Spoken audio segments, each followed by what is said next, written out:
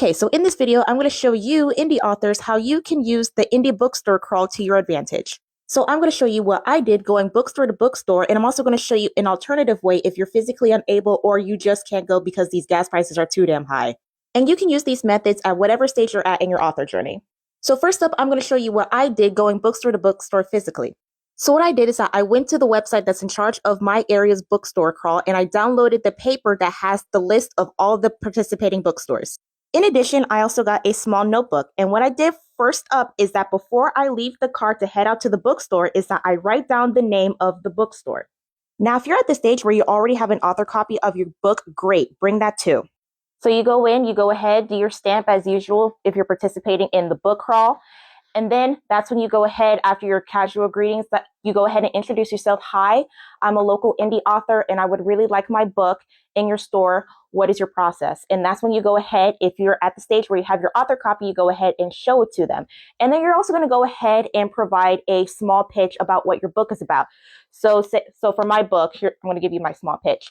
So my book is Tinker's Affliction. It is a new adult paranormal romance about a girl genius who gets adopted by a family of werewolves, and the neighbor's son is her mate. And then if you already know the tropes, you can go ahead and list off the tropes. Sometimes the tropes are important, especially if it's like a romance-only bookstore, but it all just depends. It's not a requirement. And so after that, you go ahead, as they tell you the process, you have your notebook out and you're going to go ahead and write down the process. And this is a great opportunity if you're going bookstore to bookstore physically, then you can go ahead and have that one-on-one Q&A so that way you know everything that you need to know. And before you leave that store, make sure to grab their business cards. That's going to be super important where you're at the stage where you're ready to go ahead and sell your books to these bookstores so you know who to reach out to. Now, after everything is all said and done, you're going to go through the list and you're going to see which bookstores works best for you. And for the ones that don't work for you, you need to go ahead and put in a why. Reason why I want you to put down a why is because if you're putting out another book and you're going through this list again, you know exactly why you chose not to go with that bookstore. Because not all bookstores' processes is going to work for you financially. Because when I was doing the whole bookstore and I was looking through all the processes, there was some processes where I would be the one responsible for the inventory.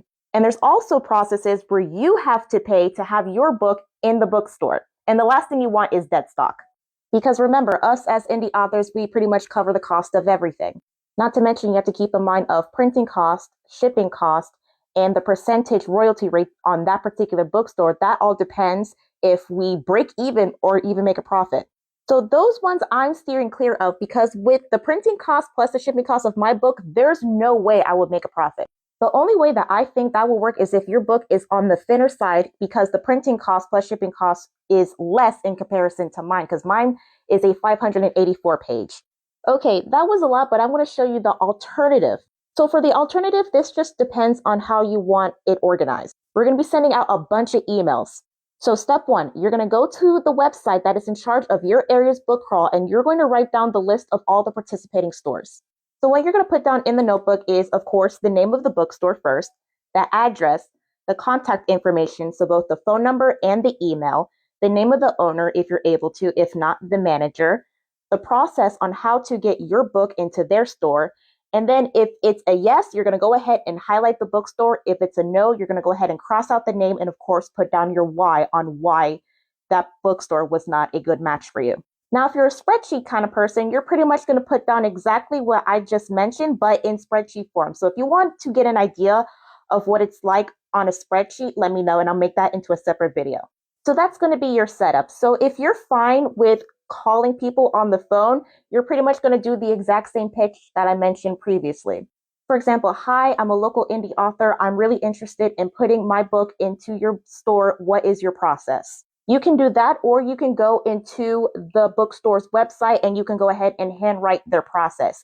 And if you have like any more questions, you can go ahead and call the store and do that whole Q&A.